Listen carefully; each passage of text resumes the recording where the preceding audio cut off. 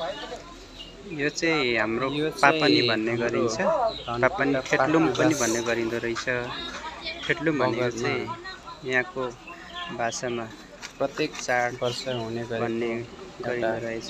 पापानी हाम्रो चाडपर्व एउटा संस्कार अर्थात् यसलाई अनि यहाँको सबैजना भेला भएर याङबाङहरूले चाहिँ पूजा गर्ने यो खेतलुङ पनि हाम्रो भन्ने गरिँदो रहेछ।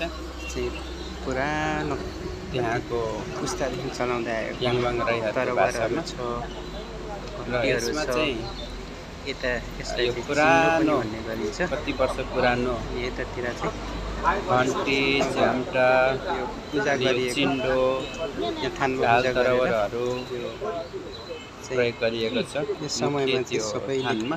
मिलेर त्यसै काम गरी गर्ने, यसमा मिलेर यो चाहिँ पर्व यस बेला मनाउने यो पापानीमा चाहिँ अनि सम्पूर्ण रमाइलो गर्ने चेलीहरू टाढा टाढा भइरहेको छ। भएका चेलीहरूले आफ्नो यतातिर प्रतीक्षा चाहिँ लगाउने चलन चल्तीमा र पूजा गर्ने गरिएर र त्यसै गरी काटिएको भेला भएर अवस्थामा यो गरिराखिएको छ।